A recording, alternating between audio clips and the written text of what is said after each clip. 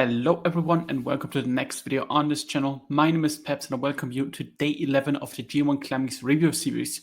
We have once again a block day. We are today in Fukuoka, match 7 for every wrestler in the block, and we had a really good attendance with over 2,500 fans, which is up from the double shot that we had last year, where both of them had like around 1.7 thousand. So nearly 800 up, even though overall it's down. I would say still a really good number for them, especially considering they didn't put on the biggest show they could possibly have done, but still have 5 bigger and more important matches in terms of how we are in the block stage.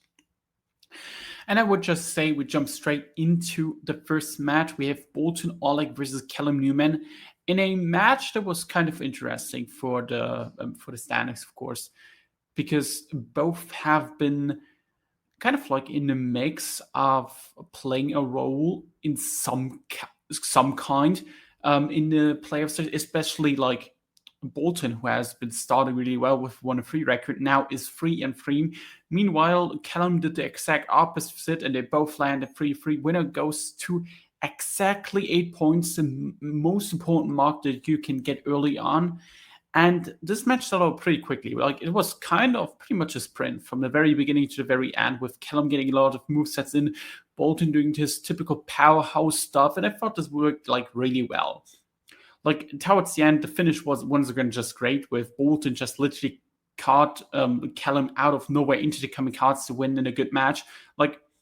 I thought this was the best Kellum Newman match of the entire tour. He legitimately really good in this. Bolton, while he doesn't have this one standout performance like he had last year, for example, he is more consistent. And I think that is very important, because in every match he has a level that he pretty much holds out until the end. He wrestled solidly throughout it, has a good match, has a fantastic finishing stretch, and it's all you really need from him. Because he isn't going to be the big player that is going to matter in the bigger picture, but he is going to end up with either 8 or 10 points. Well, he already has 8, has 2 more matches left. And he will be coming out with some momentum as the never-weight champion, will have his defenses against the one he loses to. I actually expect him to losing to Kellum, because at least at the beginning of the tournament, because it would have made some kind of sense that they would maybe run it back for the title. But instead here, Bolton picked up the 2 points, get to 8, which is kind of a bit early for him. He now has Evil left and Tai Chi. I definitely could see him winning at least one. Then it might be even interesting for him in terms of where he could land up in the playoff stages, because we have a very close block, which will come to that at the end of the show, where we talk about, of course, the stats. Kellum on the other side, he has now 2 matches left against Tai Chi on Yota Tsuji.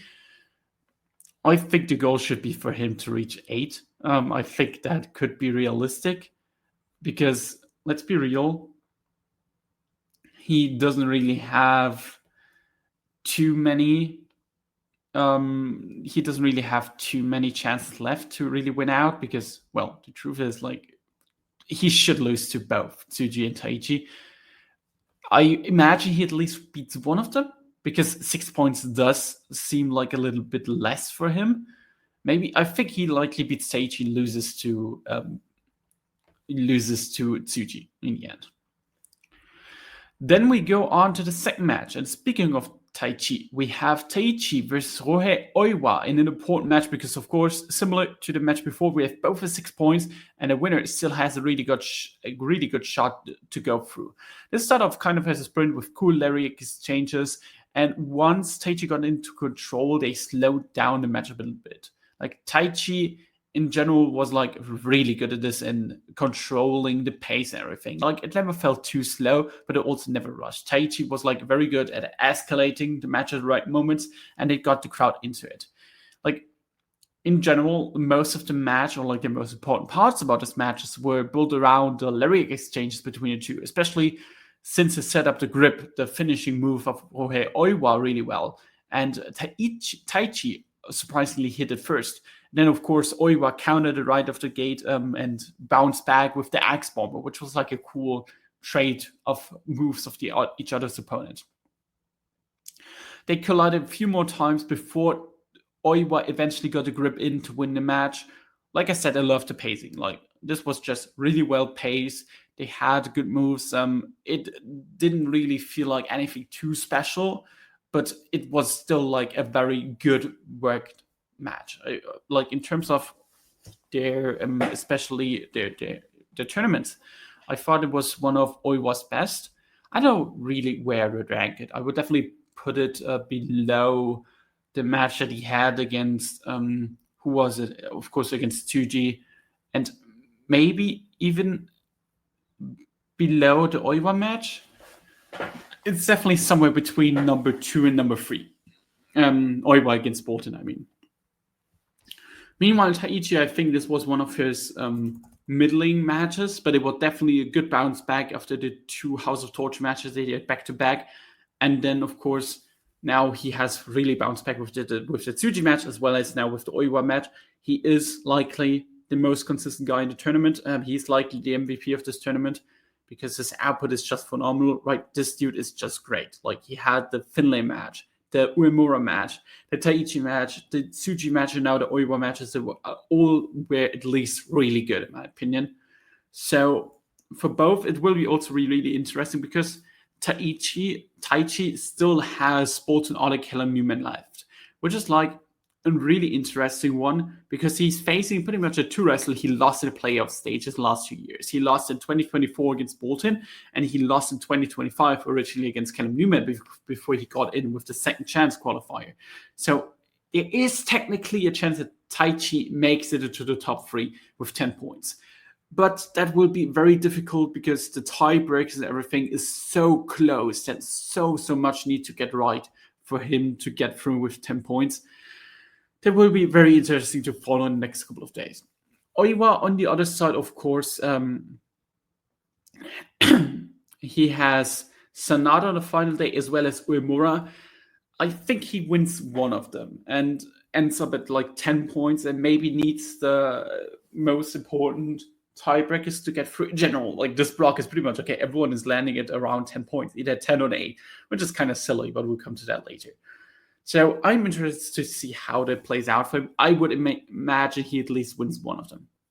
Then we go on to Sanada versus Yumura. They had 2 matches earlier in the year that Yumura both shockingly won in New Japan Cup as well as Sakura Genesis in their opening match.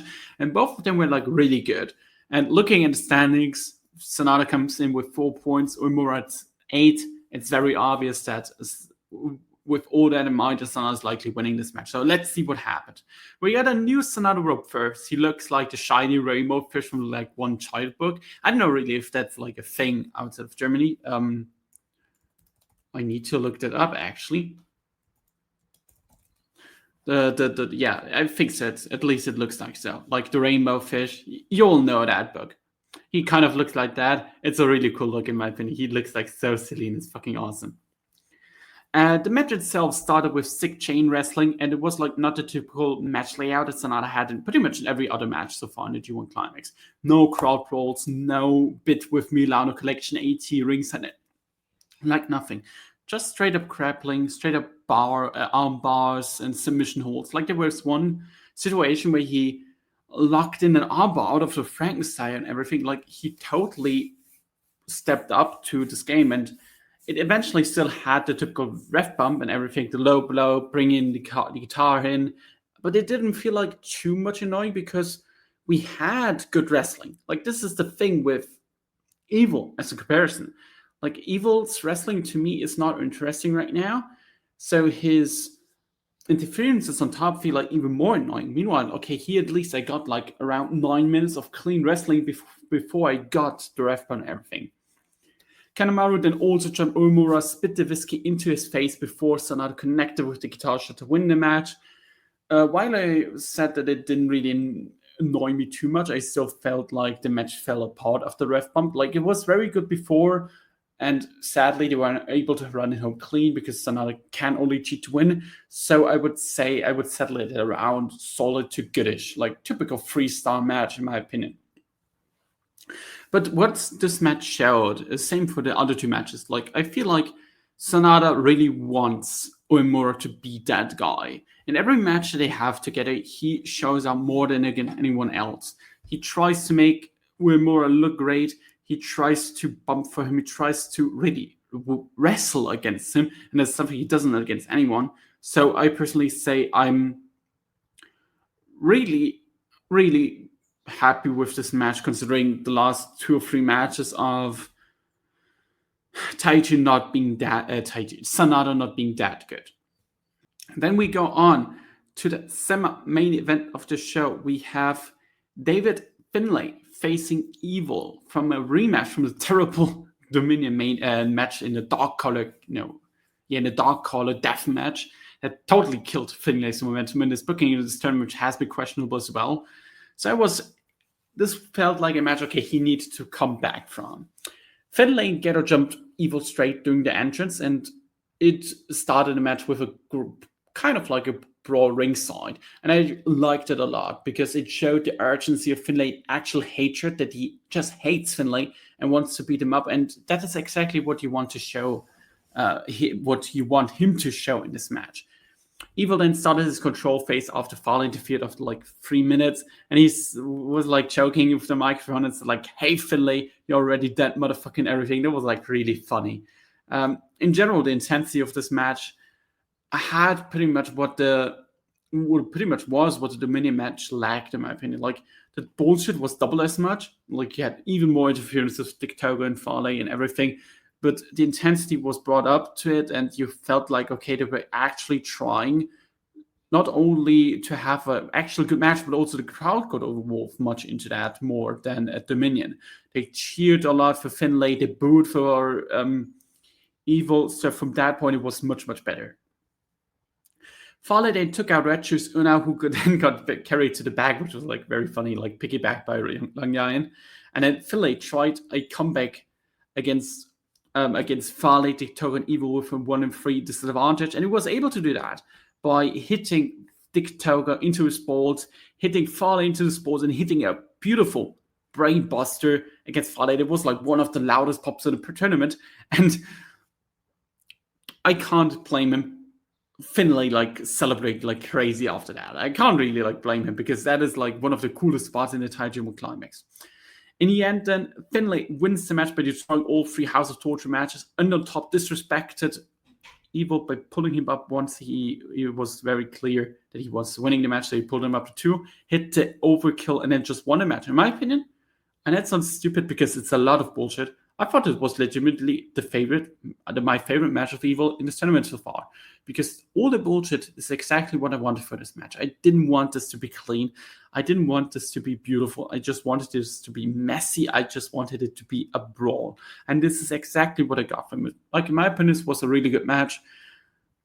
Outside of the Sanada versus Evil match, it had like a totally different atmosphere to it, more of a comedy match and everything. I thought this was like legitimately really good, and I can be really happy with that. Then we go on to the main event of the show. Yota Tsuji faces Hiroshi Tanahashi. And this was not only about Tanahashi's 100th G1 Climax win, but also whether Tanahashi can even advance in the final stages in his final G1 or not. Because if he loses against Tsuji, he's mathematically eliminated from the G1 Climax. And that made this match so interesting, made the crowd hook from the very beginning. Tsuji once again was in the dominant role, while Tanahashi, of course, worked from underneath. And it seems like over the tournament, New Japan wants Tsuji to improve his top game. And I feel like, as I mentioned on the past reviews, he's really good at it. Like, this guy is just so great. This is more dickish heel that he has been into G1 Climax. And whoever decided Tsuji should be that should be getting a raise.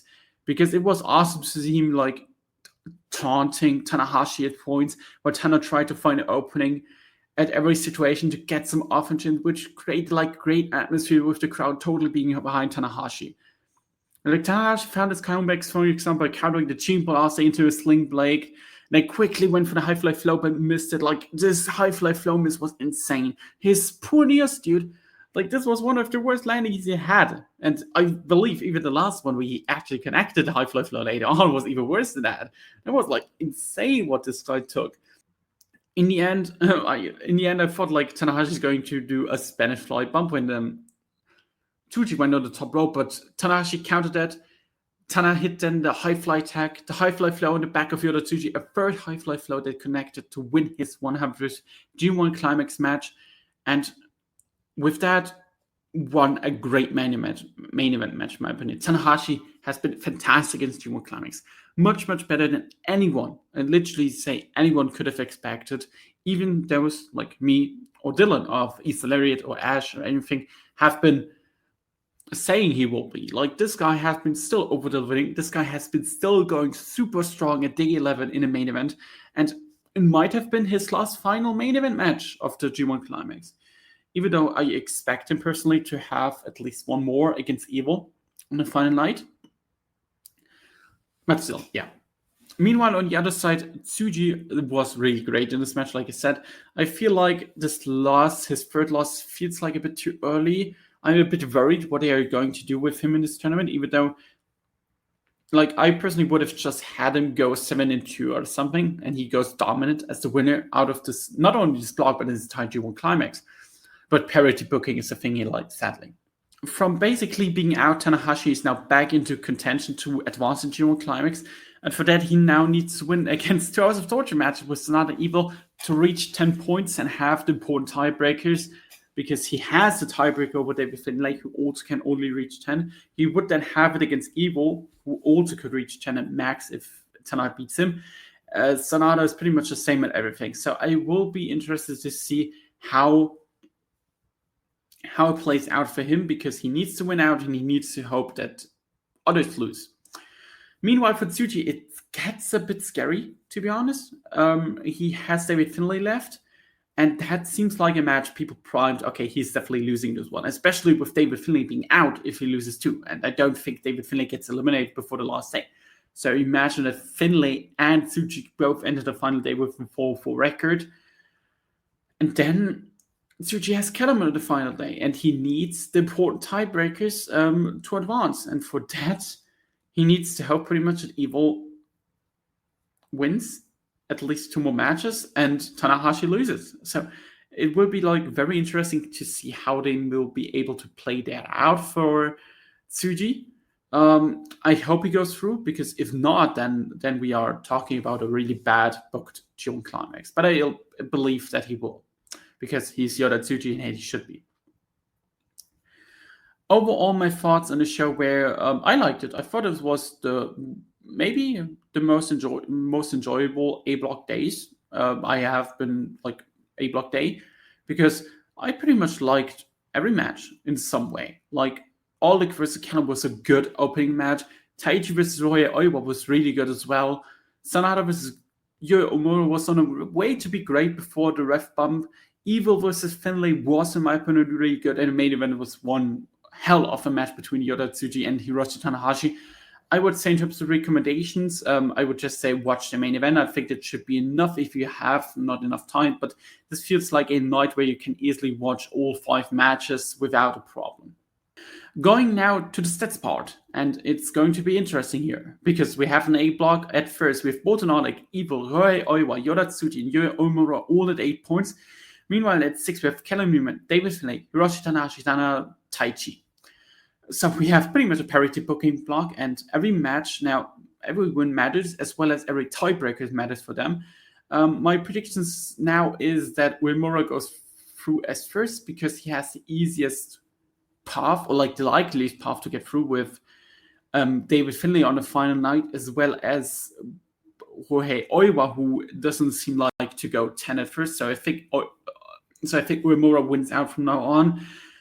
Second could be very interesting. I think Tanahashi has a good shot to get through, especially if the main event match against Evil is the one that he wins, or like the match against Evil is the one he wins. But I also could just see that Evil goes through. So it's either Evil or Tanahashi, and I think the third one needs to be Yota Tsuji.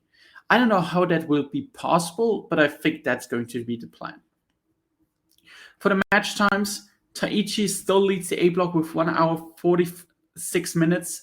Then we have Tanahashi, Yumura, Yota Tsuji, David Finlay, Ryohei Oiwa, Bolton, Oleg, Evil, Kellum, Newman, and then The bottom is Satada with a bit over 1 hour now. In terms of like the matchups, you obviously the difference between the A and the B block is that the B block wrestlers have a bit more time to each other, so they will of course be naturally above like Tai Chi and everything. But of course, you will have much less at the end, which will kind of equal that out in some form. And with that, I would say we see us on day 12, that is the 5th, on Tuesday, I believe that is, with a solid enough B block day with Shingo Takagi v. Zack Sabre Jr. in the main event match in Osaka. I'm hyped for that one. And until then, hope you all enjoyed the video. Leave a like and comment down below. Bye bye.